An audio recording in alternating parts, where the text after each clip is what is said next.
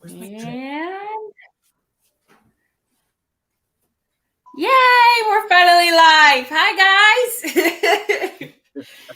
Sorry, we're a little technical difficulties as usual. So hello, everyone that's here. Hi. Hello. I'm watching the Hellier panel from season 1. Hellier is incredible anyways. I like it when she sets the reminder. Yay. I don't actually set that at all, Leanne. That's total accident. That just happens when I am using StreamYard. So hello. I brought an army. That's right. We brought 3 other admins with us to help answer questions.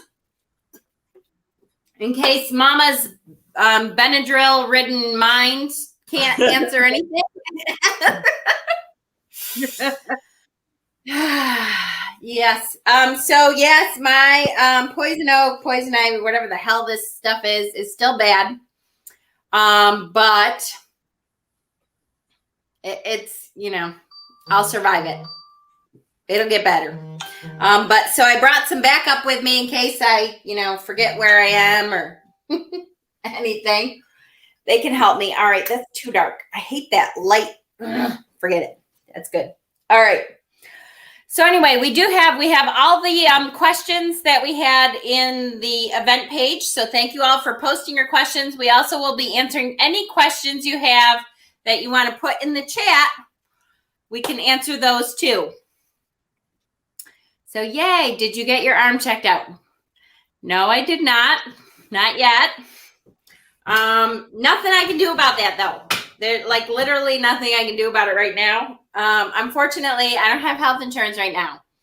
And so I was going to get it checked out this morning, but it's $108 or $105 to walk through the door before they even do anything. And I don't have that right now. So if it's still bad Friday when I get paid, then I will go in. But until then, I'll live. As usual, I will bug everybody else to go to the doctor, but I will live with my fine self and figure it out. All right. Did you get CBD oil? No, I can't afford CBD oil if I can't afford to go to the doctor. But I'm all right. Peter got me some Iverest stuff, and it's covered, and I'm dosing myself with Benadryl, and somehow I'm still awake, so we're doing good. All right. Yes. Holy crap, I'm so thankful I'm in Canada with free health coverage. Yes, see? Say that again so everybody can hear it, Kay, because I love when people are like, well, it could be worse. We could have Canada's health care system when you have to wait forever for everything. And I'm like, really? You mean like ours, where if you can't afford it, you wait forever because you're a poor person? Oh, yeah. Where you die waiting for health care because you can't afford to go see a doctor to find out what's wrong with you? Yeah, exactly. That's exactly it. So, But anyways, we will try not to get into that whole discussion. I find that a difficult way to pick me and Mama off. I know, right? Whoops. All right. So TLC need a said room we tour, need a room right? tour from Yeah. I am in the midst of moving this room around. Like, Mama inspired me, like, during her move. Like, she inspired me to literally, like, because Samhain is coming and it's like the coming of the dark half of the year, I went on a quest on taking all of my decks of where I had them to use that shelf on my working altar, and now I have to get a shelf for all of my tarot decks because I don't know where to put them. So it's like, it's a mission. But once it gets all organized again, I'll do a room tour. It'll happen for sure. And this is probably one of the last times you guys will see me in this house. And so I figured I'd come into my witchy room because Peter moved a lot of the stuff out of my witchy room. And all I have is I put my squirrel shelves up. This is where I was going to do a whole bunch of my lives, once I set this room up. But it was hot all summer and I couldn't really set this room up. And so now it's finally cooler and now I'm moving. So, but you get to enjoy it for one day. All right, so let's start. If any of you guys have questions about tarot, please put them in caps for us. And the moderators that are not in with us answering questions can point them out if we miss them. We can start with the first question that was posted in the chat. Well, all right, this does not go by time-wise, so the most recent question is at the top. Amanda Hurdle, which I saw her in here. Hi, Amanda. Says, what is your take on Katie Webb's presentation from PhenomenaCon, which probably, I don't think any of the other admins got to watch PhenomenaCon. But her premise was that tarot is an extension of your own magic. And she said, so do you agree that tarot is an extension of your magic, or do you think that the tarot has magic of its own? Which is a great question. I'll tell you, it's funny when you ask that, I'm like, well, yeah, I agree with her. And then I'm like, oh, wait, no, I really don't agree with her. I feel a little of both. A little both. Yeah. I agree. I think it's a little both. I will tell you from my perspective, I always say that I'm just looking at the cards and really the cards are doing the reading. And so I am just kind of interpreting what cards happen to come out for you. But I do think that your own magic per se, but I don't call that a magic. I think your own intuition can help to interpret what cards are laid out. But I think it's the universe's energy that is using the cards as a tool. That's my answer anyway. Anybody else have something different? Well, for me, I do believe that tarot cards in a way do have a magic of their own. I think that, like the whole myths about tarot and where it originated from, and there's so many things that, theories as to where tarot first started and where does it come from and stuff like that. I think it's very interesting, and there's so many different types of like decks, even though more traditional ones, right? But I do believe that tarot has its own little magic, in the cards itself, but also it is your energy that you carry within yourself that when you place your hands upon this tool, then you channel this amazing energy and it opens up this whole web of connection, that you talk about. And it's like the universe speaks through the cards in a way, or your ancestors. Some people tap into their ancestors. In my bone readings, I tap into ancestors. And you can even do that with tarot as well, but whatever energy, this higher energy, that whatever you call it, it doesn't matter what you call it or what do you worship it as or whatever, but this higher energy, right, is speaking to us through this tool. And we have the ability to, because of connecting with this tool, we open that portal or that door, if you will, to be able to receive those messages. So I do believe it's a little bit of both too, because we have to have that energy, right, or that spark in us. And sometimes growing up in different types of households kind of mold us in a way to where our growing up in a different type of household kind of blocks that spiritual growth, right?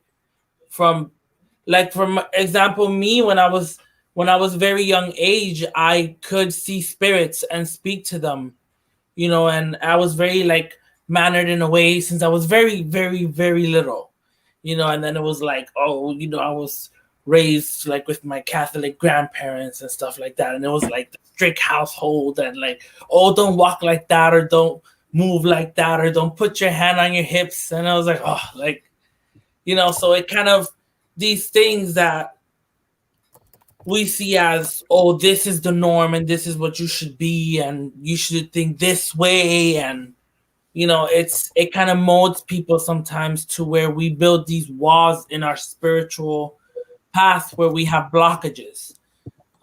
And when you do have that, you just have to work on taking a block at a time and kind of like knocking that block down with your energy and tapping into that energy, whether you do it through meditation or tarot or whatever.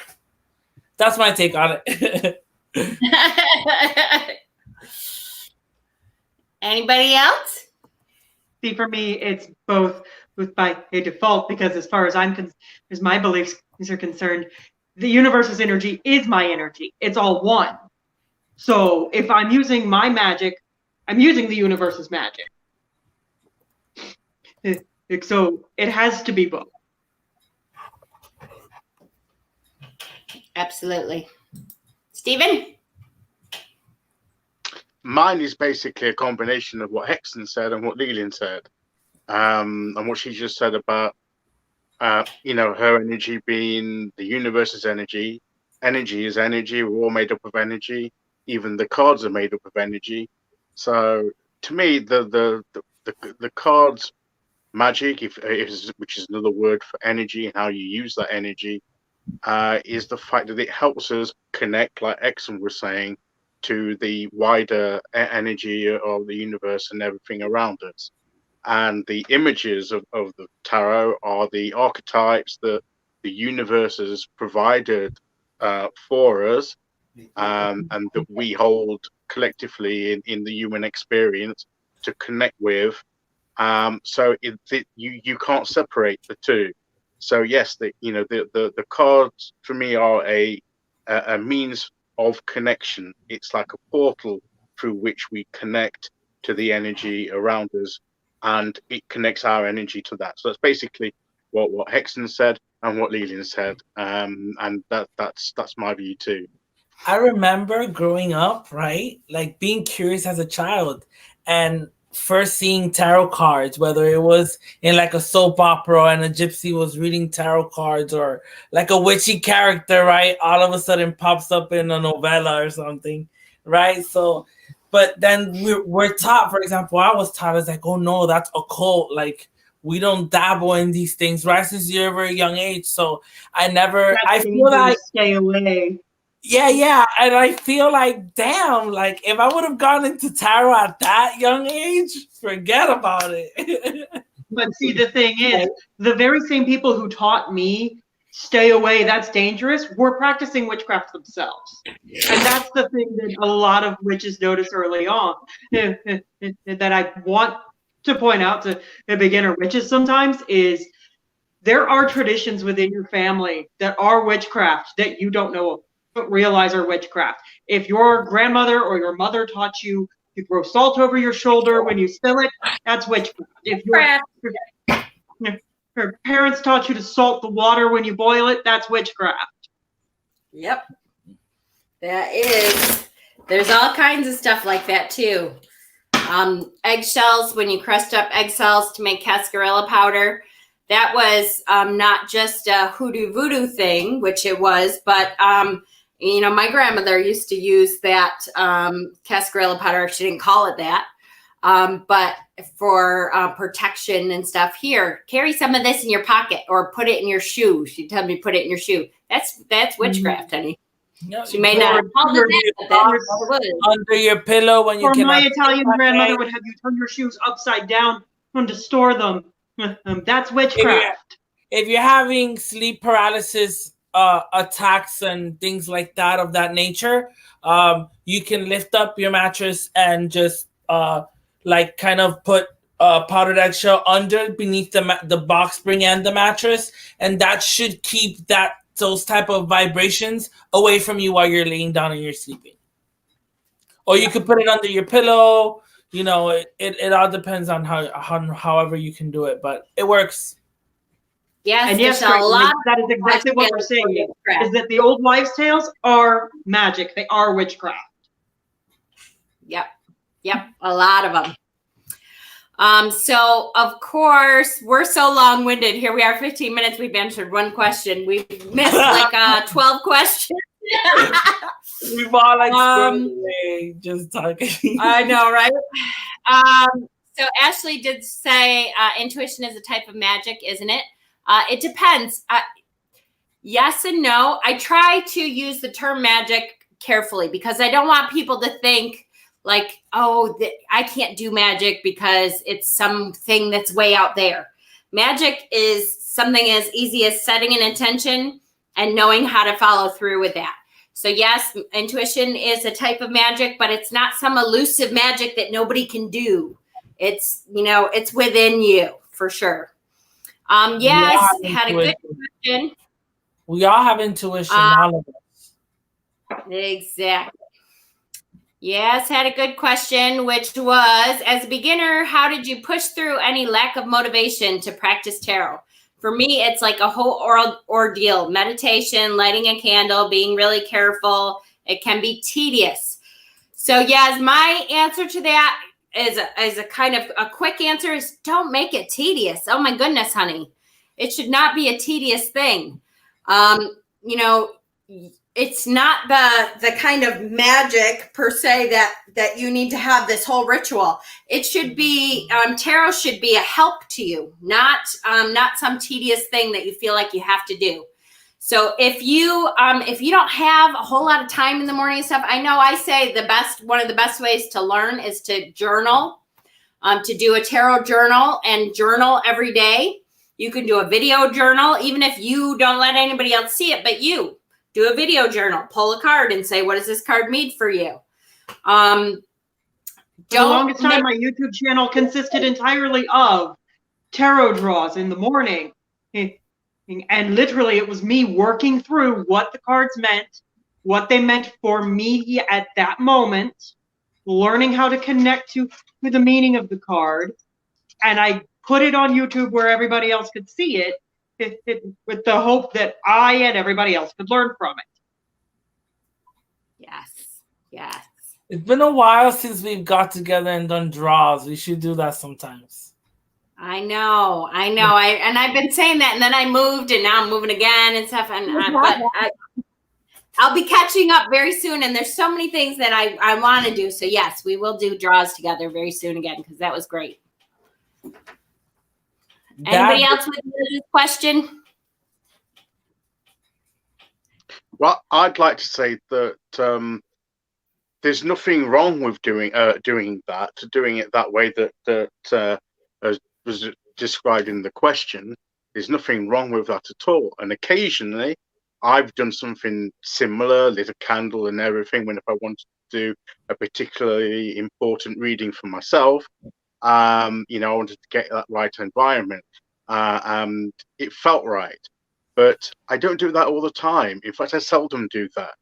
And I think that, yes, it can be right to do that. But if it's getting in the way, if it's getting a bit tedious for you, then change it up a bit. Don't all that stuff that you're surrounding it with. Just let it be you and the deck, and you and seeking the answer to the question that you've got in your mind, and just think upon that, and then draw the cards, one or two, whatever. Try, you don't need all that formality. You don't have to do it that way. There's no set rule that you've got to do it a certain way. I think that's what we're saying. If it's going to work for you to do it that way on an occasion, then do it that way. We're not saying don't do it that way, but don't feel that you have to. If it's becoming tedious and it's getting in the way, then it's obviously not working for you. So, and if it's not working, it's not working. To do a bit of a reverse play on Jen's favorite saying. So you've got to try different things out so that you can find what does work for you and do that. Yes, absolutely. And she made a further comment a little bit further down. Sorry, guys, we'll try to catch up soon. that said, it's just how I get into a more spiritual and calm mood. I don't like any protruding emotions like anger and sadness to affect how I interpret the cards. And yes, I can totally understand that. And I totally get what you're saying. What I don't want, though, is for you to feel like, oh, you know what? I'm in an angry mood. I can't pull for myself. I can see where you wouldn't want to pull for other people, to put your own emotion into the cards for other people. But boy, that's part of the point of tarot. If I didn't pull a tarot card at any time I was having a bad day, I wouldn't pull like 3 times a week. That's part of the point of tarot, is to say, hey, my day is fucked up. How can I fix it? Pull a card. So definitely use that as a tool. Tarot is a tool to help you out. Don't think that you have to be in some great spiritual place to pull a card for yourself, because then you're missing part of that great piece of that. And if you need to get into a more spiritual mindset, do a quick meditation. 5 minutes of just focusing on evening out your breathing, and can do just as much as going through a whole ritual of lighting a candle and setting up this whole atmosphere. You can sometimes achieve that same result with 5 minutes of just breathing. I want to second that. I feel, to be honest with you, not only does it apply to tarot, but also to working your magic and, connecting with spirit or God and goddess or whatever energies you connect with, right? Don't feel that you have to do this whole entire ritual that takes hours and follow this long list of things. Like, sometimes it can be so simple, and you can create sacred space around you very quickly with very simple ingredients, maybe without any ingredients, and just your mind and your mindset and the energy that you cast around yourself. And it could be as simple as, yes, lighting a candle if you have a candle at hand, but don't feel like maybe to just do a reading, right? It's going to take from it the whole 20 minutes while you're inside, while you cast a full circle. Like, and don't focus on this. It's beautiful. Right. That does apply to everything in your practice. Yeah. You do not need all the time to do some grandiose ceremonial magic ritual. Sometimes what you need is to sit down, cast a circle with your mind, do the spell. Light up. I love those memes that talk about, a witch that has been a witch for 20 years and a new witch. And the new witch has to have white sage for her ritual and has to light all the element candles and cast a circle with salt and white and red and blue and green and purple candles. It's such a good example. I wish. Not that we never do a ritual or anything, but we don't let that stop us. If I don't have a half an hour to do a ritual, that doesn't mean I'm not going to do something to, help out what's going on in my day. A health ritual, for example, and let's say I'm just throwing guesses. This is not like right information. Okay, let's do a healing ritual. But guess what? It has to be Wednesday on a full moon, and that happens like 3 months from now. And then you're like, you're waiting, and then it has to be on the hour of Saturn. And like, no. I need it now. And or I'm running low on moon water, but you need to wait for the full moon. No, I don't. I can put it out at night during a not full moon and get moon water. Yep, absolutely. For sure. Okay, now I know where like back then when I was like 14, and because I learned when I was so young. I feel like if I would have had someone to tell me, like, the one thing I would tell myself, like myself right now, I would tell myself back then is like, the quicker you get out of like trying to go buy a book or something like that, and you just learn how to work with what you have in the moment, in that instant, like you become so more successful in everything, and it's just you don't have that pressure because you already kind of you have to go through it. You have to go through that order of things and stuff like that because it molds you in a way. But at the same time, don't let that like take you away from the main focus, which is your practice, right? And you're gonna make mistakes. Just because the book says you need X, Y, and Z color candles doesn't mean you need to have. In that if you don't have X, Y, and Z color candles, you can't ever do magic ever. Yeah, exactly. All right, guys, I may be missing questions because the chat is moving. There's, almost 50 people. So I'm going to try to get back to questions too, but we're going to try to move on because we've answered 2 questions in a half an hour. We are terrible squirrels. All right. So one of the questions that I agree, Mikey, was a good question is, so you can pull and learn as you go, or you have to know it before. You do not have to know it before. Try to pick a deck, which is one of the questions that was on the event is how do you pick a deck and where do you go to get it? I think was one of Michelle Erskine's questions. But pick a deck that calls out to you, that you look at the aesthetics and you say, oh yeah, I like that. I think that's a pretty deck.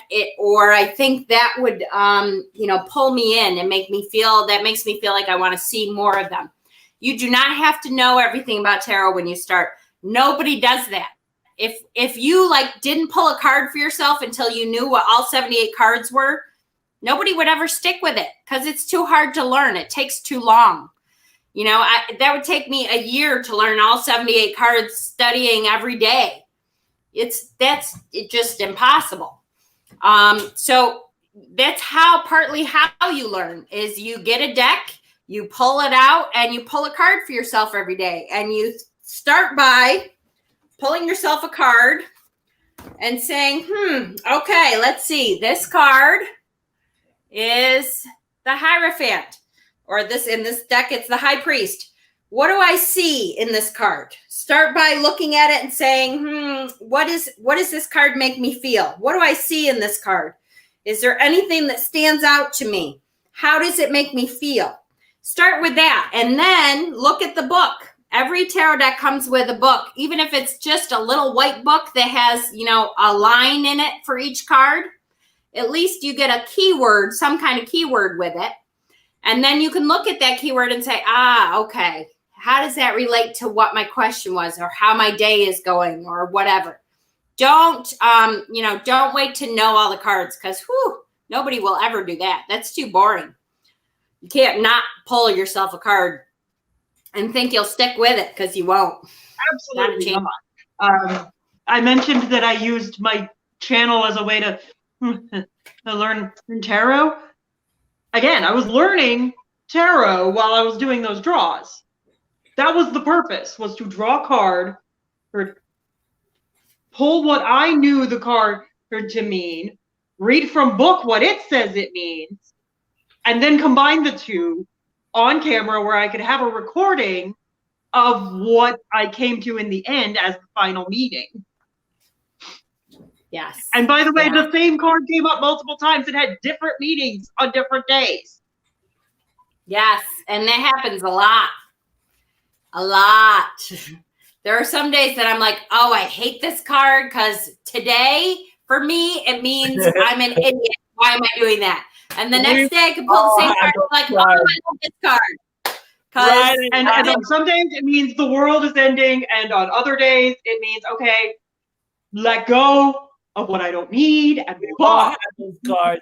I think each of us here, even Steven, have had those cards, right?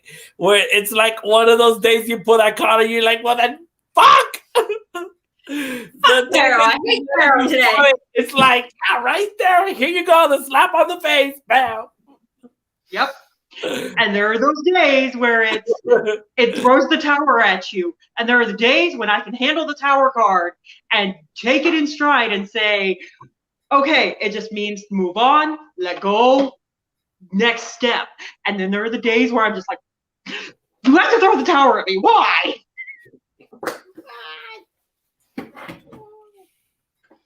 Anything to add, Stephen? yes, it is a combination of the two. The way I learned it, I mean, if you're just going to memorize meanings, keywords that are in a book or anything like that, you can do that, but it's already been said that a card can mean a different thing on one day than it does another day. And how do you know which one it's going to be? That's probably a different question. But if you're just going by the learning, by what you're studying in the just the actual studying through a book or something, you won't get that. But if you, I mean, the way I did it was that you look at the card and you figure out what the card says to you with the image, with everything, as Jen said, and then I would look at what the book would say, or what several books would say about the general meanings for the card, and sometimes I would be quite surprised at how close my interpretation was to the standard interpretation. So I was obviously picking up the general, the universal meaning of it, and that confirms that you're actually picking that up from the card. But there's occasions when I've gotten something from a card that I haven't found in the these are the meanings of the cards kind of thing, and I've read the standard meanings, and I thought, well, yeah, I get where you're coming from, but I prefer mine. I relate to my version better. And I think sometimes that's okay. You can deviate from the meanings if you have a particular angle on a card that you really connect with, because you'll find that card, particularly if you're reading for yourself, that card will come up when you need it to come up, and to say that specific thing to you, because it's that kind of way that it knows that in the language that it's communicating with you, this is what that card means for you. So this is the card that needs to come to you. So you can deviate from that. So I think the important thing is you need to connect with the cards yourself, and then as well as that, alongside that, you can learn the traditional meanings as well. And Yes. doing that will help you to learn those traditional meanings as well. Just doing it cold, as Jen says, it's the most boring thing out. Trying to remember, oh well, the Three of Cups means this, and no, you do that through experience and using it, and as you begin to use the cards more and try and read the cards more, you'll just absorb it. I mean, I can't say how exactly I learned what I've learned, because it just sort of naturally happened as I was doing those things. Yeah, that's true. And one day you'll suddenly feel like, oh my gosh, I'm never going to learn all these cards. This is not going to happen. Hey, lovebirds, get a room. And sorry, I couldn't help it. And never. We're all of you, and you're sleeping. Yeah. But yes, and suddenly though, the cards will suddenly make more sense, and you're like, oh, okay, wait a second. I finally think I know. I pulled this card a lot. I know this card. And it just does work that way. I want to add to that before we go to the next question. That I think is funny. If you look at the original A.E. Waite book of his definitions of some of the tarot cards, I'm like, okay. Yes, that's true too. And some of the meanings, the modern meanings are way different than what A.E. Waite originally intended the meaning to be. That's true. Way different. So if you're gonna pick one of those older decks, know that it doesn't always mean that, but it doesn't always mean that anyway, no matter what deck you pick. So Shadow's Truth says, this is a very good question. This is kind of a more advanced question. So does anyone use elemental dignities in their reading? So just for those of you who might not know what that is because each of the suits in tarot represent an element. And when you're talking about elemental dignities, you're talking about looking at you. Let's say you use a 3-card spread, and you pull the 2 of Swords next to the 2 of Pentacles. So now you have air and earth together. An elemental dignity would be, does that cancel out a little bit some of that intellectual meaning, because the next card is an earth card, so it would ground some of that element of air. And I will tell you that this is going to be probably not the answer you want to hear. Sometimes, sometimes I do.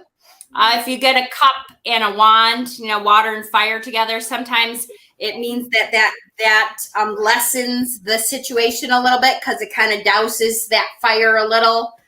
Sometimes I don't.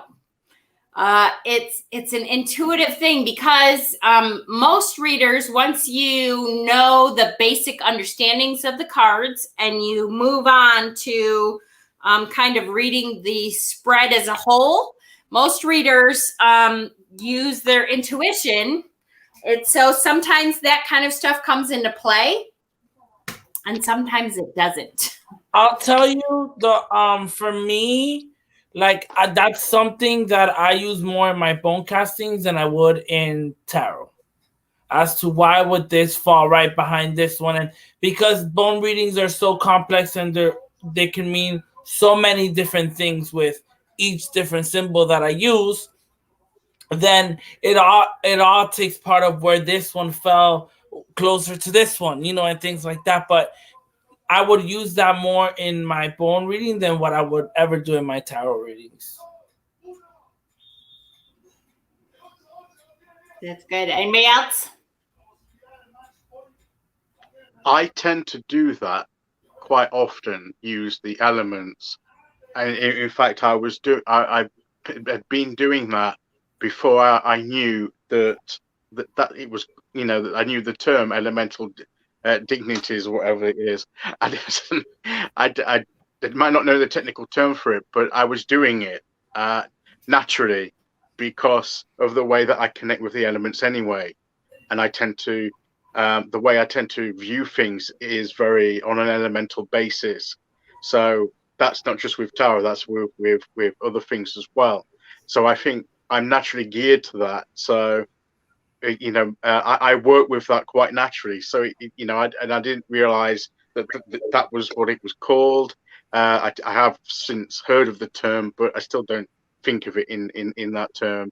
I just tend to blend the elements together with the cards, and it does help me get that. I mean, when you were saying about if you get one like a cups and a wand, a water and a fire, yes, it can mean, it can mean like if the water seems more dominant, then that is the quenching of the fire. But if the fire seems stronger, then that can heat up the water and cause an emotional intensity. So it can work the other way. So you sort of look at it in that way. There's different ways that the elements can work together. And when you take the cards as a whole and see how what if there's a predominance of one element or what mixture there is, then yes, and I tend to use that a lot.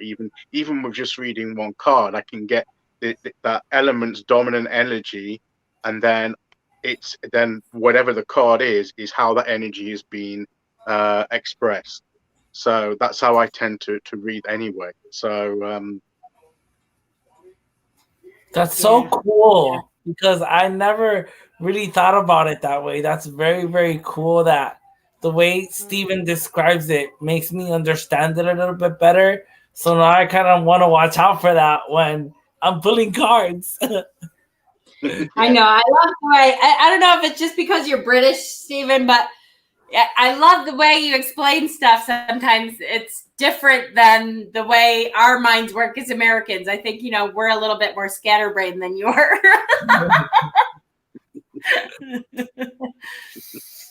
All right. Lene had a question, and then I'll try to get back to a couple of the questions that were posted on the event page. How would you read more than one tarot or tarot and oracle at the same time? Would you get a deeper meaning? Somebody else want to start? Yes, is the answer to that, because I did it recently in a personal reading for myself. I used a certain deck first of all to lay out the spread, and it was a deck that always produces a certain card that that we talked about earlier. That, oh crap, that card's come up again. And yes, that card came up again in the reading with this particular deck. It's always this particular deck, always throws this certain card at me. And, I don't tend to use it very often, this deck, because of that. But then I couldn't decide which deck to use, first of all, but I chose that deck, but it was between another deck as well. So I thought, well, I know, I'm going to put a second card in each of the spread positions, on top of the other cards to clarify, the message in each of those positions from, a different style of deck. So a different kind of voice coming in, a different tone coming in to add to that. And it did bring a bit of clarity, because the combination of those two cards in each of those positions, it sort of gave me a context for what the other one was trying to say, and it was a more clearer viewpoint. So, and even the card that I tend to have that reaction against, the other card that went with it, put that card into context, so I was more readily able to understand and receive it. So it can and does, well, at least for me, produce the clarity, a further clarity. So, and you can put, if you can do that with an oracle card, you can do tarot cards, and then you can draw an oracle card, just one, just for further clarification for the whole spread, or you put an oracle card in each of the positions. You can combine these things however you want to use them. They're there for you to give you that insight. And if you feel that you need an extra bit of insight, then add a different type of card to it. And it's like getting a different opinion, a different perspective. It's like talking to two different friends about the same question. Yes. Anybody else? Actually, I've ended up using it the other way around, where when I'm trying to learn runes, I will pull a tarot card to help me clarify. That's creative. That's very creative. I never thought about that one. That's very creative. Cool. Yeah, that is cool. For me, I will tell you that at least, so this is so bad to admit. So for myself, if I'm pulling cards for myself, I'm a really lazy tarot reader. So I usually only use tarot when I'm pulling for myself, because I don't usually feel the need to clarify, because usually my tarot cards will call my ass out and I know exactly what it fucking means. And I'm like, yep, all right, fine, thanks. That's what I figured. Thanks for your help, tarot. But if I'm doing a client reading or a querent reading, reading for someone else, I almost always use another deck for a clarifier, be it another tarot deck or more likely an oracle deck. I almost always pull an oracle card to clarify. And when I say clarify, usually it gives me a little bit deeper information. So if I pull, do I have any oracle decks? Damn it. Oh, yeah, I do. If I pull I got my glasses on my head, don't I? If I pull the 10 of Cups for someone, and I'm like, okay, so this means that your future family stuff looks really good, that emotionally you're going to find that support, that you'll have this great blah, blah, blah.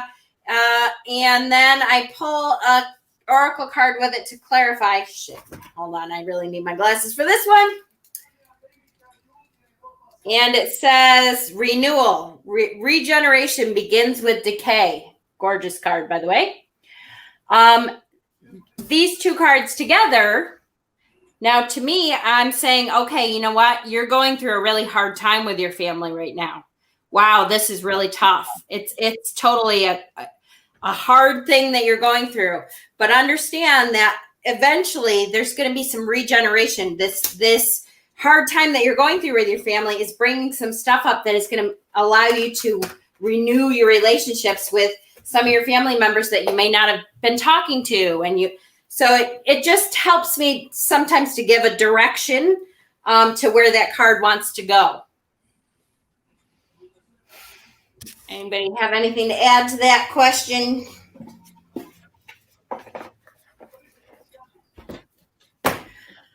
Okay. Did I miss any more? I'm going to go back and answer the next question because we've literally answered one question from the event page so far. Kay Tomsat, she asked, Jen, you are reading for someone. They tell you that they do not read any jumper cards or reversals and ask you, do not do so in your reading for them. Do you agree to this? And if so, do you return any jumpers to the deck when you are shuffling? Do you turn any reverse cards around? If not, do you explain that as the reader you do read reversals, and do you lay out jumpers? So in other words, do you listen to direction as far as how the reading goes when you're reading for someone else? That is going to be a personal thing for you. My answer to that is no, I fucking don't listen to them. They came to me for a reading. I read the way I read. If they want to read the tarot deck the way they want to read it, they can pull for themselves.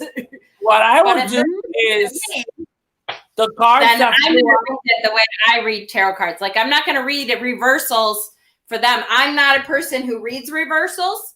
So I'm not going to say, oh, okay, you want the reverse cards read. I'm going to, here you go. I'll read the, nope. You came to me for a reading. If you want my reading, I can give you my reading. If you want your reading, go ahead and do you. Yep. I have my way of Monday. reading. Yeah, exactly. I have my way of reading. And that's just my personal thing. Some people may take direction from somebody else better than me. I don't. You get me. If you're coming to me, you get my reading. Of course. That's the whole point. Yeah. And I know as an addition to that, someone else had asked, do reversals matter? And again, here we go. I know this annoys the crap out of some of you guys, but sure, if you do reversals, reversals matter. Absolutely. If you don't do reversals, reversals don't matter. If for you, and for that me, I visual don't cue do matters, reversals. then it matters. Yeah, I that's do right. jumper cards. I'll read the jumper cards. What, like, I if do they too. were to tell me, oh, don't read me the jumper cards, what I would actually do is whatever jumped out, I would grab that and put it to the side. I'll give them the reading. And when they're like, oh, what else can you tell me? I'll be like, well, here you go. Your 2 jumper cards. That's all you need to know. Here's what it is, or incorporate it into the reading anyway, because obviously it was supposed to be for them. Yeah, as far as reversals go too, I do not read reversals just because for me, instead of reading a reversed card, you can read the shadow side of a card when it's upright. So if I am pulling the 3 of Pentacles, there is, shadow parts of this card that I can read without looking at it reversed. So if I feel like the shadow part of this card is what I'm supposed to be saying, then I will talk about the shadow part of this card. But I don't, I think it's, for me anyway, I think it's an aesthetic thing. I don't like to see the cards upside down. Well, So I don't read them. For me, it's just exactly that, though. It's that the shadow part of the card, the reversal of the card, is in the meaning of the card. Yes. So I don't need it to be reversed to know that that reversal exists. I need the context of the reading, Yeah. what I'm getting from either myself or the person I'm reading for, to know the context of whether I should be reading in the upright or reversed meaning of the card. That's how I feel too. Like sometimes when I'm like, I have a cousin of mine that likes to do readings once in a while, and I don't read reversals. I mean, I used to when I was first learning. It kind of helped me. Like if it was reversed, then I know it has a different meaning, right? But now the way I see it, it's like wherever the card falls in the reading, or because of the cards that are surrounding it, or whatever the message is, I just intuitively know that this card is in shadow. It just tells me I'm in shadow right now, shadow mode. So I don't need it to be reversed any longer, like in my deck, to know that it's in shadow, and that's what, in that moment, that's what it means. And let me just say too, and I know I want to hear from you too, Stephen, but I just want to make sure I'm putting across, because a lot of beginners will be like, "Oh, you intuitively know. Good for you. You intuitively know." We learned it. The more you read, the more you start to go, "Okay, you know what? This is what I noticed about this card this time." So this says something a little different, and it just starts to become more clear for you the more you're pulling cards. And it's not that you should automatically know intuitively, oh, this one is in shadow. Yeah. And sometimes you're like, shit, I have no idea. Stephen? Yes, that's true. I can because I don't read reversals at all. But then you do have the question as well, how do you know when it's the shadow aspect? You don't always know, actually. Well, I don't always know. Let me limit it to my own experience. I don't always know, so I tend to state both sides. I say this is what this generally means, and when you're doing this, you have to be careful that you don't go into and then explain the shadow side of it. So I take it as that, you have to be careful that you don't go into like an excess of something, or you need to keep a balance so that you can enjoy the upright meanings of the card, if you like.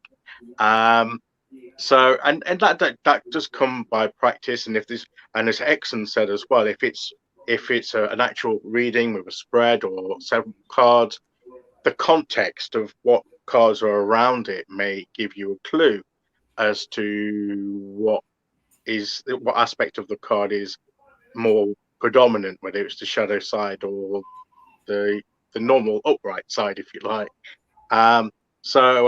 But if reading reversals helps you do that more, if you can work with that better, then have a go at reading with reversals.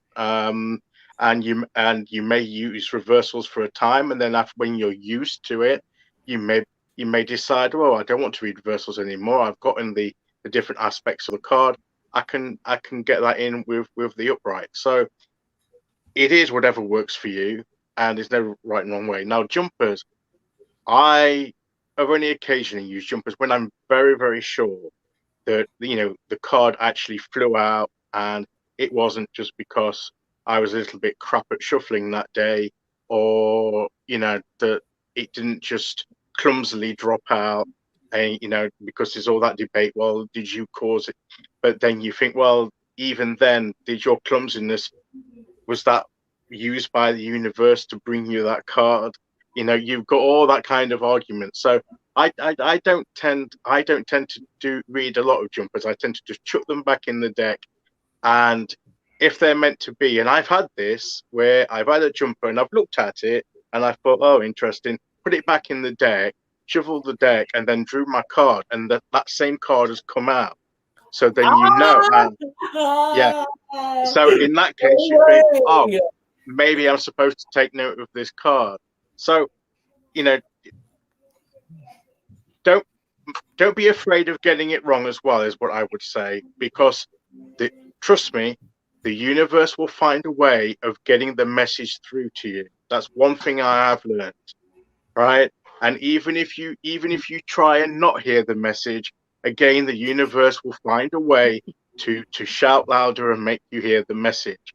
So don't think to, don't be worried about not quite getting the meaning right or anything right, because if you're going with the right approach, and even if you're resisting it, then the universe will get through to you what it wants to get through to you. It's as simple as that. And that's the experience I've had. So yeah, if you want to read reversals, read them. If you want to read jumpers, read them. If you don't get too hung up about, oh, do you do this, do you do that? Find a way that comes right for you just by trying things out. And if you don't like it, don't do it.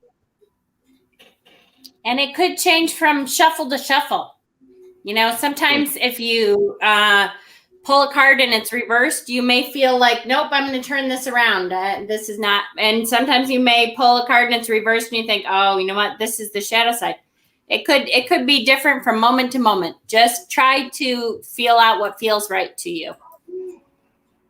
Yeah, sometimes you've shuffled your deck, right? You've made sure that you shuffled that deck to where when you flip those cards, they're all upright. But then still all of a sudden you get one backward. It's like, it happens once in the blue, so it's like, it's shadow. Damn. But then you're like, what the fuck? Wait, this card's not supposed to be upside down. Why is there one card in the deck upside down? Yep, that's true. Thank you, Sunday Child, by the way. I appreciate it. Where are we? Yes, I am. Okay, perfect. So we answered that. Susie Gemini said, Mama, what card is your aha moment? That's when you see it, it clarifies something important for you. Card. What card is your aha moment? I will tell you that I always know the Seven of Swords is a card that very often will come out to me if my ego is getting in the way of something. And so that card to me is one that will be pulled for me. And it sounds bad to say this because then it sounds like my ego is always doing this, but I don't have an ego problem for the most part. I really worked a lot on keeping my ego in check as much as I can. It does flare its ugly head once in a while though. And when that happens, the Seven of Swords is about deviant behavior or stealing, or there's usually some shadow kind of side to that. And for me, very often, I know it's my ego. I have to check my ego and say, wait a second, am I really annoyed and pissy at somebody because of really how I'm feeling about that? That how dare they say something to me like that?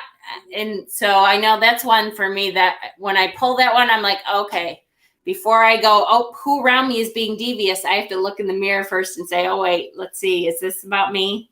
Am I doing this without really realizing? That's one for me that comes out. Anybody else?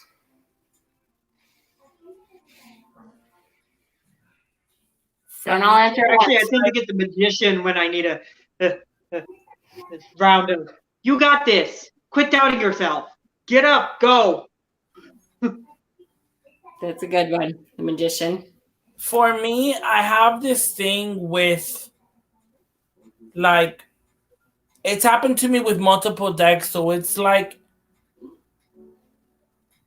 one of the queens I look at is the Queen of Swords in a lot of decks. And when that pops out for me, that's her telling me, okay, go for whatever the fuck you want, do what it is that you have to do, and hold your sword up and go for it and just do what you got to do head first, do it now, and stop eating bullshit. So when I see her around, it's kind of like, okay, I got to get my shit together. True. Because I see her more of like, because women have been very important in my life, from my grandmother to my mother and stuff like that. And so I see the Queen of Swords as this. She's very direct, right? And she's very in her way, and it's like the correct way. I see her, because of her wielding a sword, I see her associated with justice a lot. Yeah. So it's like she kind of tells me, make sure you're doing the correct thing. You get my point. So that's the lady in the deck that kind of puts me on check when I see her around. It's a good one. Okay, anything to add, Stephen? I can't think of one particular card, but I know that there are occasions when I get a certain card, I know immediately what it's talking about. And in particular circumstances as well. I mean, one of the ones that I know when is, well, maybe this is the card, maybe because I tend to analyze things, I tend to very much try and work things out before I do something. Quite often I take too much time doing that I never actually do the thing that I'm trying to do. So quite often, if we're in those circumstances, I will quite often get a card like the Fool card, which is like, quit trying to overthink this and just jump in and do it. Yes. So it's like, so just do it. Just go and have a go at it. Don't try and think of the ins and Do you outs of ever it. feel like maybe you come across the Fool and the Fool himself just pushes you off the cliff? Yes. Like, there you go. There's the push. All right. Since you're not going to jump, we'll just push you. Yeah. For sure. Yeah, my guys are that forceful. They would. Mm-hmm. Yep. So Leanne asked, and this is kind of a technical question. Basically, of all the questions, this is the one main burning desire. I'm asking on behalf of Papa Squirrel as well. Question: why is the Justice and the Strength card switched? So, Leanne, the answer to that is that the Thoth deck was based off of the Marseille deck, which was like the first, not really the first, but the Marseille style of deck was before A.E. Waite's deck. And when A.E. Waite and Pamela made their deck, they felt that the Fool's Journey was better served by doing the Strength card first. And it had to do with the journey of the Fool. So they paid a lot of attention to the major arcana and how the Fool went through his journey and what he needed to learn as he went through the journey.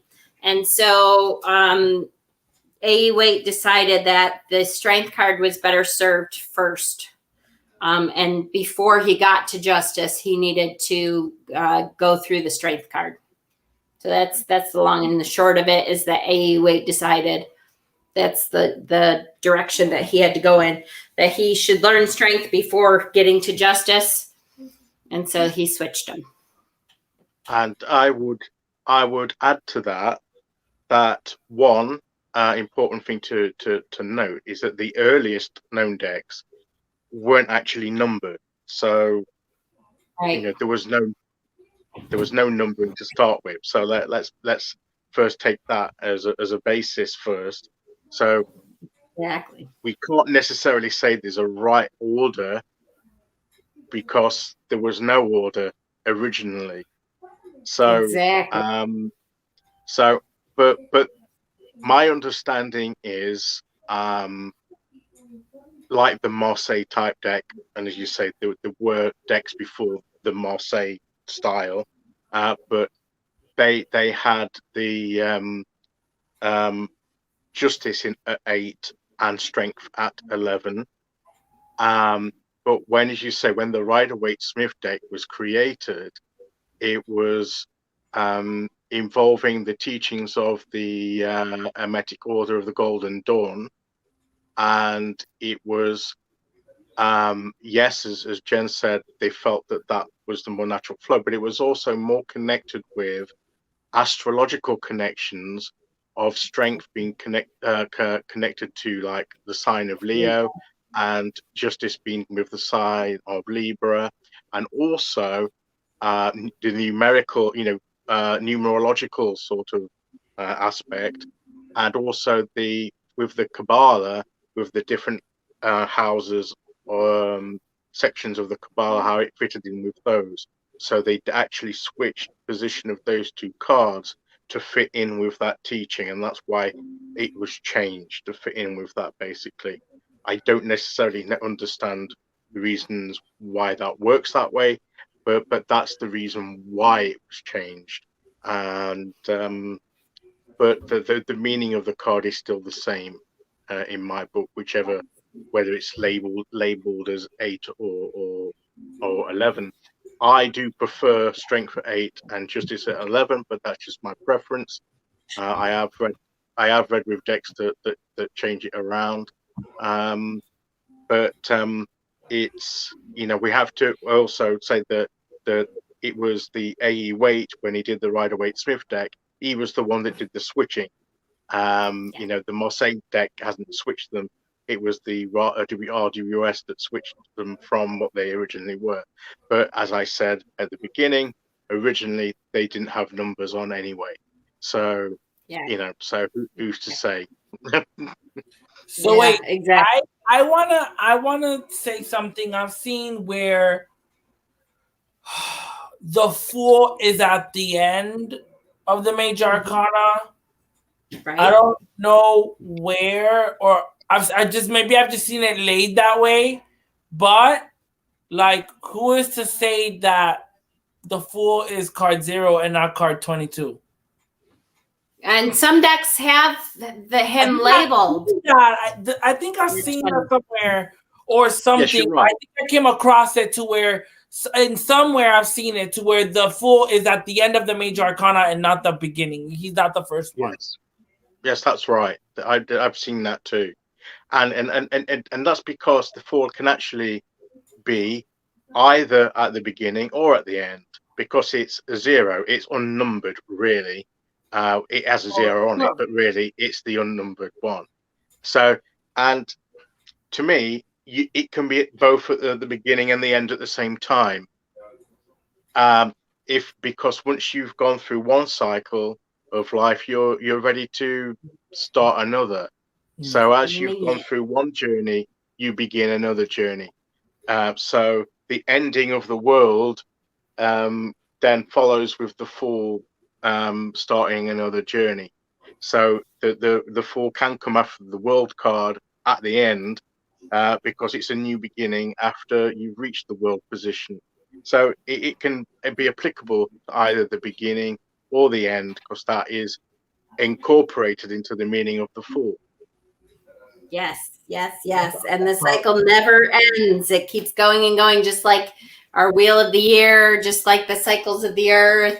That's why when we talk about this, novels and writing, when you write a hero's journey, a hero's story in a novel, what happens when you write the sequel? He starts back at the Fool. Or she, they start back at the Fool. All over again. Right. Exactly. Good answer. Danny wants to know, what is each of your favorite tarot cards and why? Danny, you're a smartass. Because you know Mama and I can't pick one. For real.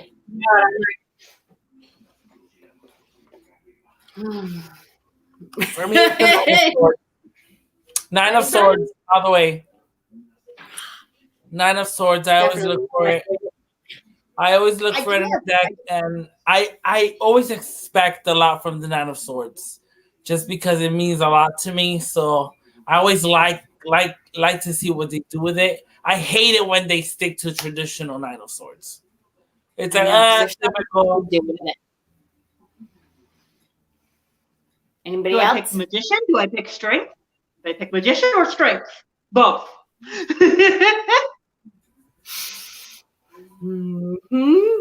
Steven? Can I say they're all my favorites? Yes, because you know I'm gonna. Only Mama gets to give that answer too. No, I would say that. I mean, the Chariot because it's my birth card. But I do like the Temperance card as well because of what it represents.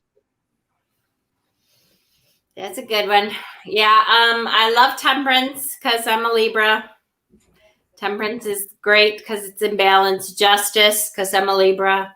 It's, the scales of justice are good. I love the Nine of Swords because it's such a cool card and people can do so many neat things with it. I love the Three of Cups. So yes, I like a lot of them. It's to pick a favorite. That's really hard. It depends on which one I'm drawing. It's the one I'm drawing. Video. Oh my God. That's the one I like.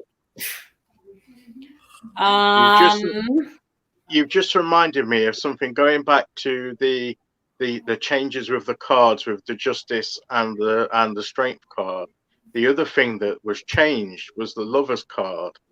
That in the Marseille type there were 3 figures involved, whereas the Rider-Waite only has 2, and that was to fit in again astrologically with the sign of Gemini. So that's how the changes were brought in. So that there were more than just the switching of the 2 cards. There were other changes too. Yes. See, actually, yes, I like there that's being true. 3 in the Lovers card because that actually it can be interesting because there's multiple ways to interpret that, including polyamory, which yes, Exactly. True. Yes. Yeah. That's true. Oh shit! It jumped. Hold on, I lost my question now. Shoot. Shit. Oh, here we go. Honey asked, do you tend to turn your cards over as you go, or do you lay them all out face down and then turn them over? Do you find it impacts your reading? So this is very much a personal preference.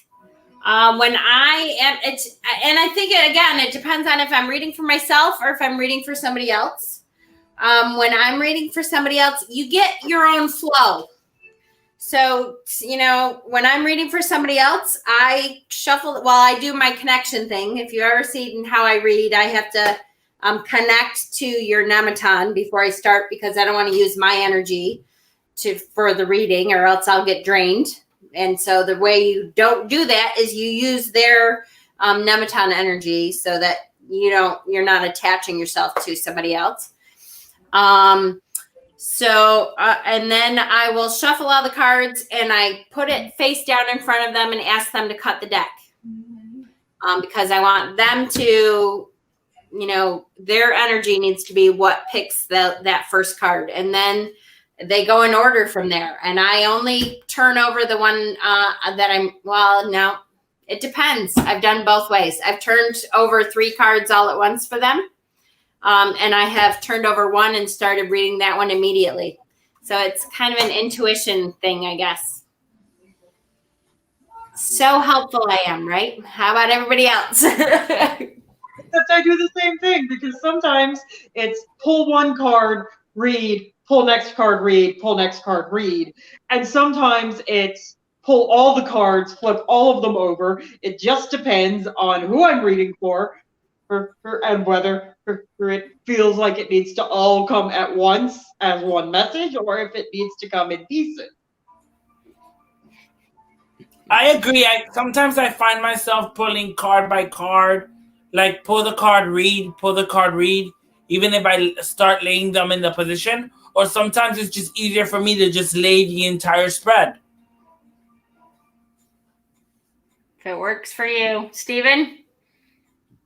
I think if I'm doing a spread, I tend to lay them all out face down first and then turn them over. There may be times when I don't do that, but I think that's what I mostly do when I'm doing a reading, particularly of a multi-card spread. Maybe if I'm doing just one card or two cards or three cards, maybe not. But if I'm doing a particular spread, I because I don't want to see any of the cards before I finish laying the spread out. Because I may be tempted to just jack it in halfway through if I don't like the cards coming out so far. So it's Forget it. I don't mainly want to know what you have to say. Never mind. yeah. Okay, I've seen enough. Yeah. That's plenty. Thanks so much. Bye-bye. Yeah. So Joe Volrath asked, just wondering, how do you choose which deck you will use at the time? I have a few decks of my own, but every now and then it just feels right to borrow one of my daughter's decks. Anybody else want to answer that?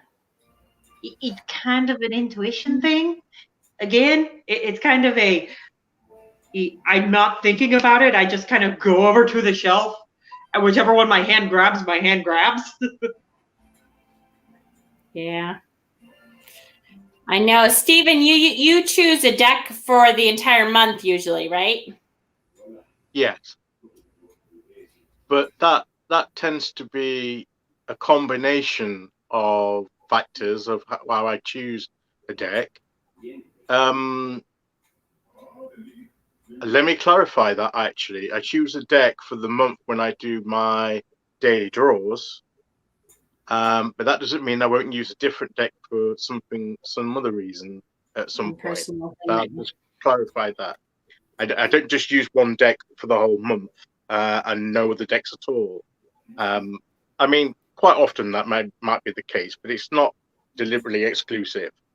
But the factors involved in that are intuition. The decks I choose, I tend to try and choose the ones that seem to blend well together, that will seem to work well together.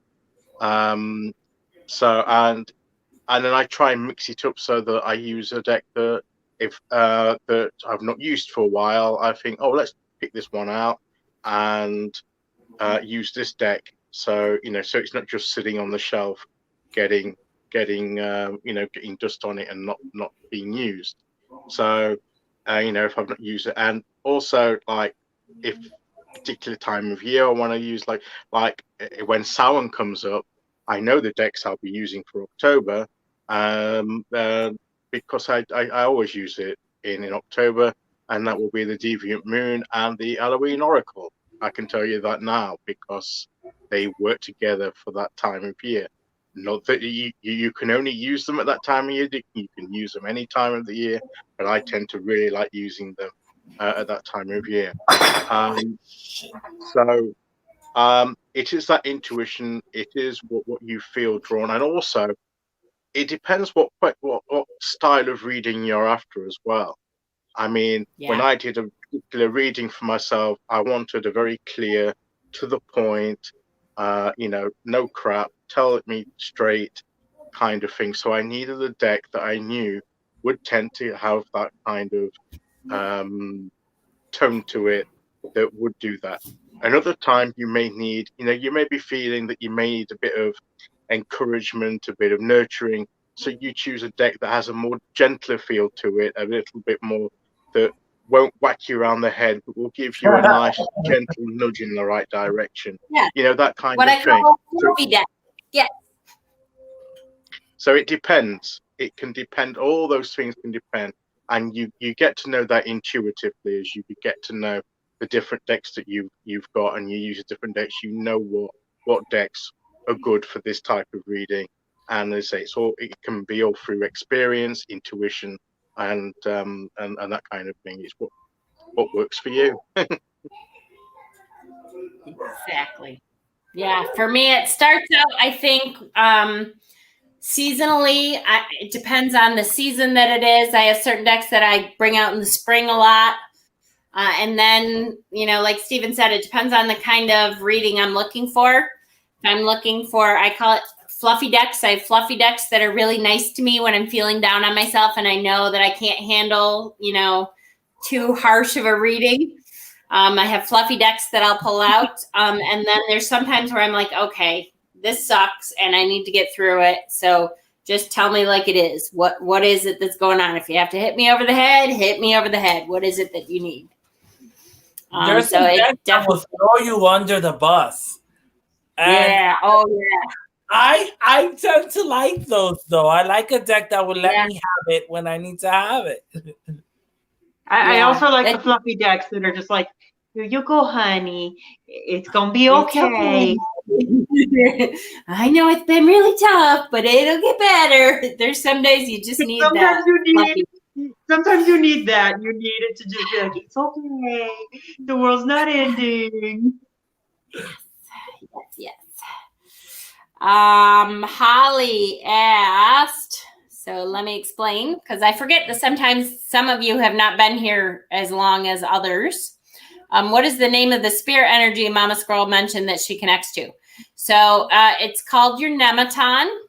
I actually have a meditation not posted on my video that you can go to, and that will help you find your nematon. Your nematon is a place that your energy can create that is a safe place for you to always return to. It's the place where your spirit guides reside. And nothing can get in there without your permission. So if you want to start doing astro travel kind of work and that kind of stuff, it gives you a place to always be safe in. So it's a good place to start. When you're astro traveling, you start from your nematon and then you can always go back to your nematon and nothing can follow back in with you. It makes it a safe area where nothing in there is ever going to be able to hurt you because you protect it. So when I do tarot readings, I don't know, to be honest with you, I don't know anybody else that does it like me, and I don't really know how I learned that. So people have asked me that, and I'm like, I don't know. That's how I figured out I had to do it when I was reading for other people, is that I follow the web of connection back to your nematon. I knock on the nematon door. Everybody's nematon has a door, and whatever opens the door is the first spirit guide that I connect to. And I usually, if I can tell what it is, will tell you what opened your door. So you have an idea of what is, protecting your doorway. And then sometimes they let me into your nematon and sometimes they don't. And I have no control over that. It's the nematon. I did not make up that word. That's a Celtic word for where your spirit guides reside. I don't know. I don't know where I learned that or when. I just know that's how I learned. And that's intuitively, that's how I learned to connect. And I always have known that I wanted to not use my energy to read for somebody else. I want to make sure that it's not coming from me. It's when they open the door, my first thing always is to introduce myself and ask them, tell them I'm doing a tarot reading for the person that you're watching over, and I need your help to make sure that they hear everything they need to hear. So, or you get randos at your nematon door you didn't let in. Yeah, exactly. You don't want to, the nematon is exclusively for your spirit guides and anyone that you choose to let in at that moment. So, yeah. Anybody else? I know none of you use that, so I don't know if any of you have an opinion on that. Nope. All I'm thinking about is the time you did a tarot reading for me. And who answered the door? See, now And honestly, this happens to me a lot too. And so I'm glad you said that. I have no idea who answered your door. It's funny to me. A lot of people think in their heads like, oh my gosh, she did a reading for me. She saw my very personal space. And I believe it's a process of how the universe works. But some of it could be because my memory is terrible. But I believe that like mere minutes after I'm done with your reading, I don't remember anything about what I read for you. And my memory isn't that bad. I mean, I just think that the universe makes it so that, it's not my nematon. So I'm not there to, judge your nematon or once it's done for me. If you talk about something like, I don't know, a week later, I may remember something about it like, oh yeah, I kind of remember talking to you about that. But I won't have a clue what I said for your reading or why, or no idea. It just, the universe wipes the slate clean. Just so you know, that's how it works for everybody. I very rarely will. You've told me this before. Or the funny thing is, I remember to me is I remember who opened the damn door. Wow. See, I don't remember at all. Not even a little. I have no idea. No clue. Jen, how much do you charge for readings? It depends on the reading. I haven't been doing readings for a little while, paid readings other than in the shop, just because with the move and everything, I've just been really, really busy. And it takes me a long time sometimes to get back to somebody's reading, and I feel really bad about it. So I just took them off of there for now because I just have been really, really busy and not able to do them. I remember Mama's video on it. I'm randomly appeared at mine a couple of years before, and I thought I'd lost it. There were randoms on my previous visit and a real mess. My nematon Inner Grove is on a beach between the surf and the forest edge, as you might find on Vancouver Island. See, and yeah, usually your nematon is when you create it in your head, it's the place that you feel the safest. So, if you're a water person, it's usually near water. If you're an air person, it's usually on a cliff or someplace where you can feel the breeze. If it's usually like that. I think it could be that after you see it, our spirit guide rearranges their nematon so you can't find it again. That's possible, Danny. I believe that because I'm sure that your spirit guides are protective of it for sure. All right, I'm going to sign off. All right, Leland, love you. Thank you, sweetie. Love you. Okay. Wait, did I miss any? So I bought a book on it. Adrian asked, how many of your decks do you use on a regular basis for your personal reading, not teaching? What do you think about tarot consumerism and the FOMO effect they bring, from a fellow deck hoarder? Anybody else want to answer that first? Wait, what? So the question is, how many of your decks do you use on a regular basis for your personal readings, not for teaching? And what do you think about tarot consumerism and the FOMO effect they bring, the, fear of missing out effect? Well, it does create a fear of missing out on good decks. I'm not going to lie. Because I just feel like, okay, if you want to treat yourself to a deck, do it. Okay? We all know I have an issue with Scullies, and I've also created an issue with decks. Lately, I've been collecting a lot of decks, and I have a few on the way. And I'm just going to say that for me, it's like every single deck, it's like a different world, right? A different visitation that you can take to this other world that this creator has created. And I collect mostly because I like to see all these different ideas, right? And all these different, um, maybe even meanings, even though they stick to certain symbols, right, that are traditional. What is traditional of a priestess, and you know, even though most of them do stick to a traditional symbolism, just the way they're created in a very different kind of way, kind of has a lot to do with like how you connect with tarot decks, and I love it. It's like how when a kid collects Barbies, or if you're into collecting action figures, you know, I collect crystals and tarot decks. That's for And sure. cauldrons and chalices and statues. And bottles and boxes and jars. I'll tell you that for me, I was thinking about this question earlier. For me, how many decks do I use at once?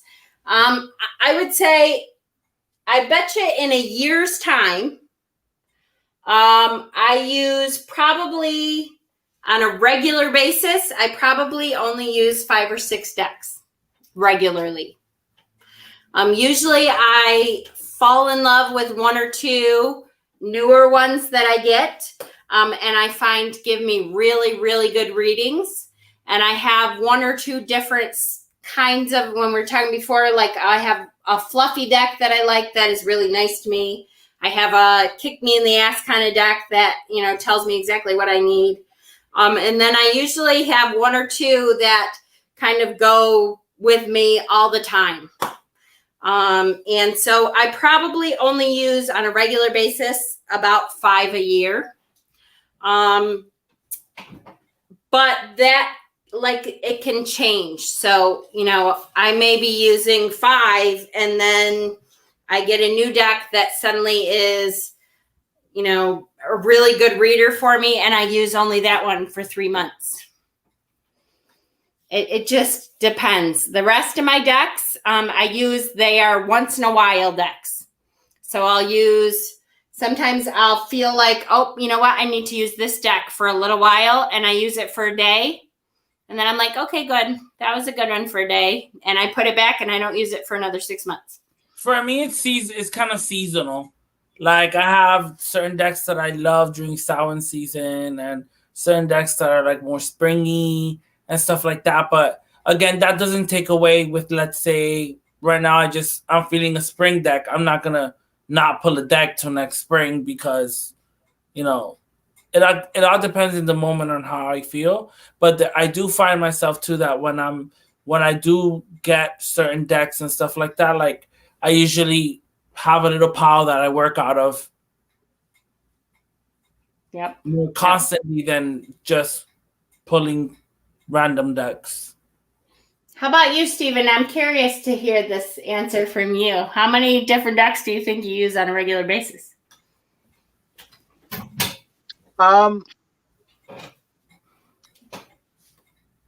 think I've got like a core number of decks that I will tend to use on a regular basis. Most of the decks I have is because I feel a personal connection with them, and that's why I got them in the first place. But to me, that it's a little bit like friends or family. You know, that there be ones that you will talk to on a daily basis, communicate. There'll be ones that you will see every now and again. Then there'll be ones that maybe, you know, like at Christmas, you'll see family members or whatever that you only see at Christmas. You know, so there's different, so that there's different relationships with different decks on that. You know, some that you will use more regularly, others only every now and again. And also, of course, it depends what you want to use the deck for. You know, the other kind of advice that you want. You know, like I know that if I want a certain kind of advice, I know the particular people that I can go to. So that's like the particular deck I can go to. Whereas if I want a different kind of advice, I know that going to those people would be no good. I need to go to somebody else. So I try a different deck. So I tend to mix it up, as I said earlier. There's no set way of I do that. I just do that with the way that I feel. But I do find that I do check in with most of my decks every now and again, even if it's just to oh, I've missed using you for a while. I'll just pick the deck up and just have a quick go with the deck, and then I might put it back on the shelf and then not use it again for a while. I've checked in with it. But I mean, there's no deck that I would say that I don't use at all, and don't anticipate using. Because if there was, then I might consider passing it on, because I wouldn't want it to indefinitely sit on the shelf. If I felt that there may be a time in the future where it may become relevant, I don't see it now, but it could come in, then obviously I'll hang on to it. If only we could pass on family members like that, the ones that we Wouldn't don't that be really get nice? Yeah. I don't get on with this family member, so is anybody interested in taking them on? You in particular, yes. Hand it over, right? Hand it over. Here you go. And with the consumerism, look, if it's a personal thing. If you want to buy whatever you want to buy and you're able to do so, then you go ahead and do it. There are decks that I've not been able to get because of lack of finance or whatever. But I just take that as to, well, obviously, the provision wasn't there, so it's obviously not meant for me. So, I take it in that stride. But when I see other people doing it, that's fine. If you want to do that, there's nothing wrong with that. So to me, it's each to their own. It's if that's what you enjoy and that's how you want to go, then I don't this fear of missing out, I don't tend to have that. I think that I tend to view that if I'm meant to have something, then the means will be there, the opportunity will be there, and I just accept it like that. And if it's not, then I think, oh well, it's not for me. And I'm quite happy to look at other people having it and showing it and seeing the joy in their faces when they're opening a new deck or whatever, or another batch of 50 Scullies that Exon's just bought from a shop.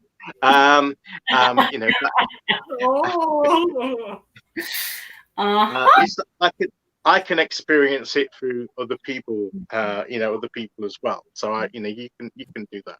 So if the implication of the question is it a good or a bad thing, then it depends on you. It depends on if you're going to be putting yourself in debt just because you want to have that deck and it's going to cause you harm in the long run, then maybe you need to rethink something. But other than that, no, it's each to their own taste. Some people collect other things, people here collect Scullies, cauldrons, tarot decks, statues. Yeah, neither one of us have no idea what you're talking about, Stephen. And boxes that and little bottles that we try and sneak past our husbands. Yepper, what? Like dolls, I have like. Yep, that's true. And for me, I'll tell you too. For me, and it's slightly. First of all, I am a collector. I don't just use all of my tarot decks to use. So some of them I don't use very often, but I have them because I'm a collector.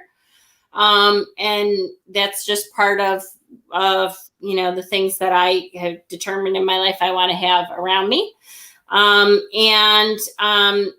some of it is for my teaching too, because when I teach, I like to have a lot of different examples so people can, when you're learning, I think it helps to see different examples, so that you can kind of learn, the different meanings. You see a deck, and one deck with the same card from one deck could mean two different things, or could finally snap something into somebody that says, oh my gosh, I didn't realize this card could be that. I totally get it now with that image right there.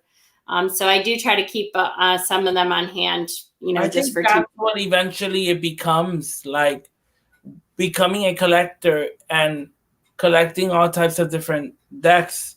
It's like, oh my God, it's like, look at this hermit. I've never seen a hermit like this before. And then you get this message from this particular hermit that you haven't gotten from any other hermit, but it's still, and then that kind of engraves inside of you. And then all of a sudden, that's how you catch different meanings towards one card. And you learn how to take the card and how the meaning might shift again with the cards around it, or a hermit can fall in one reading and mean one thing, and it can totally mean something completely different in another reading.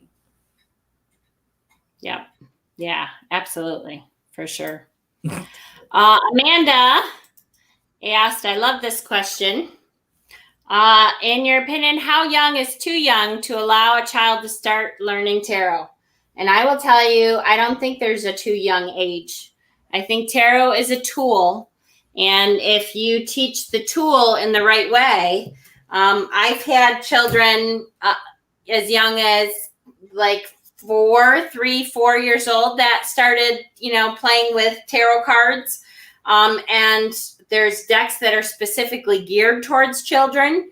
And the Gummy Bear Tarot, the Happy Tarot, the Panda Tarot. I think there's even a deck called like the Children's Something Tarot. Although I don't know that one personally, but there's several decks out there that are good for kids. And I think it's okay to teach them tarot at a young age, because you're not telling them, I have to say too, just as an aside, because I know a lot of people get hung up on the fact that tarot used to be seen as a strictly tell your future, a fortune teller's tool. And for me, it doesn't really work that way. Not that it can't tell you, kind of what your future is looking like. If you don't change your behavior, this is what could happen, or this is the kind of energy that you're pulling in for you coming up soon. But it's more of a tool to say, okay, you know what, you're kind of heading in this direction. Is this the direction you want to be going in?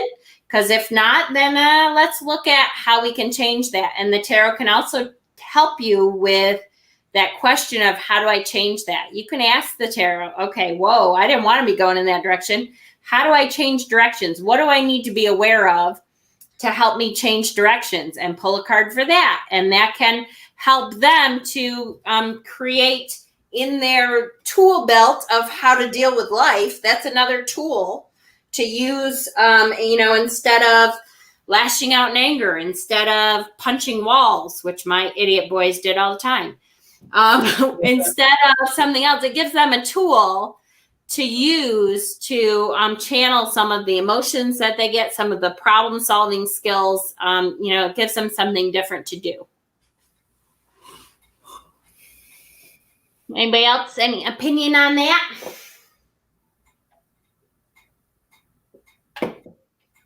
No.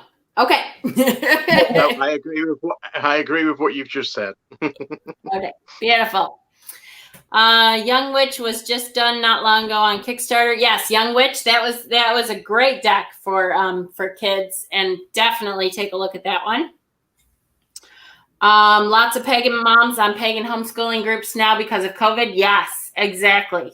Yes, that's a good point. As a matter of fact, Cassie, the owner or part owner of Mystic Dragon's Lair, just officially announced her kids were going to be homeschooled today, and went and got some pagan resources and stuff for her kids. I would personally tell them they are evil, so they would run away and I wouldn't have to hear their shit anymore. Leanne, well, good luck with that, because if you tell them that, they want it even more. You have to use reverse psychology and say you have to use the tarot if you don't want them to. Yes. Okay.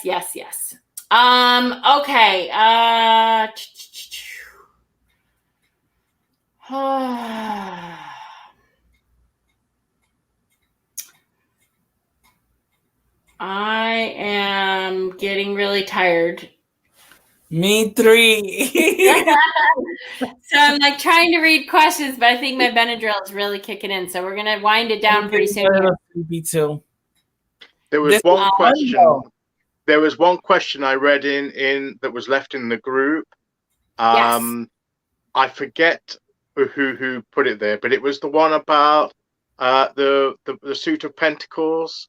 That if the pentacle is supposed to represent all the elements, Yes, why do we have pentacles as as the suit of earth? I'd like to give a bit of my answer to that. Yes, please do. I almost forgot about that one. I mean, yes, you can have them as coins or stones or whatever. That different decks don't all label them as pentacles. They do label them in different ways.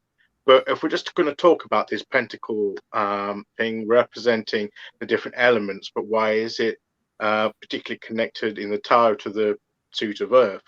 Well, the thing with me with tarot, and I tend to think with elements and everything, is that although we take the suit separately, the deck is there to encompass the human experience and the different aspects of it. To me, that's how I see it. And then you've got the different elements there as well. But I think because we tend to learn it or take this is the suit of wands, and this is about passion and ambition and will and all that kind of thing, and it's the element of fire. And then we've got cups, which is the emotions, spiritual connection, the feelings, and all that kind of thing. Yes, we can look at it in that way, but if you think about it, the human experience is never lived in that way. It's never totally separate and categorized as, well, at this moment, I'm just living in the one's type of energy. I'm just, you will always have an element of the other elements, if you like, at any given time.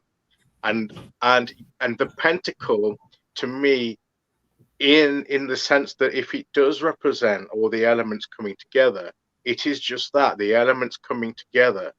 And why I feel it fits the earth suit is because that means that what you're using, the earth suit represents the physical world, the physical plane, the reality, and what you're choosing to manifest is coming into that.